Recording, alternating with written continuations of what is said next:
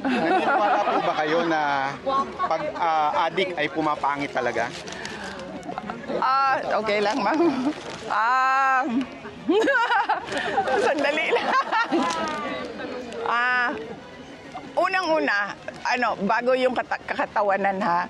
Unang-una, napakahalaga kasi ng drug test.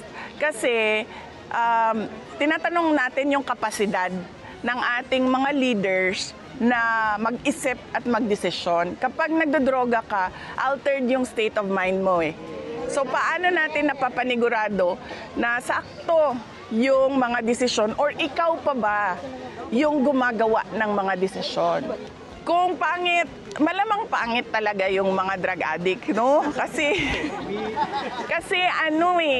'di ba yon, hindi ka kumakain ng maayos, hindi ka natutulog ng maayos, at wala nang laman yung utak at tiyan mo niyan eh. Kasi 'di ba, na lang yan, para kang zombie, para kang tulala lagi pag nagdodroga ka.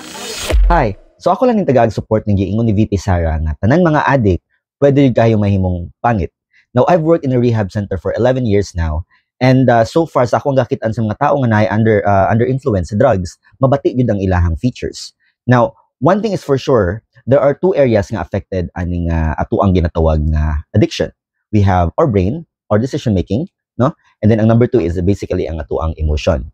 So sa dagan ani is that instead of ang brain nato ang mag-decide, no, maghahatag og knowledge ug understanding nga dili mo take og drugs, ang mahitabo is ang atuang emotions ang mag-una. Siya ang mas mahimong gamhanan.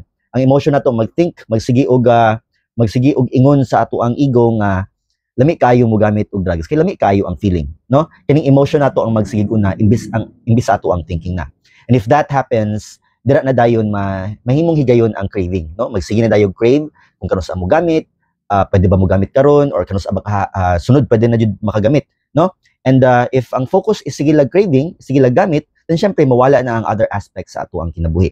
And that would include like going to work, doing business, no, continuing the studies or going to school, no, and of course the basic approach in life, ang magipaghalubilo, mag-prepare sa kaugalingon, mahimong hygienic, no?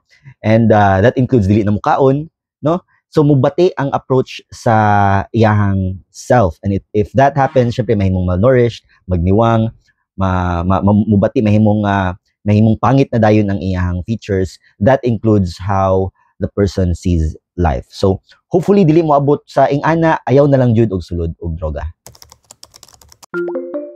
Keep going.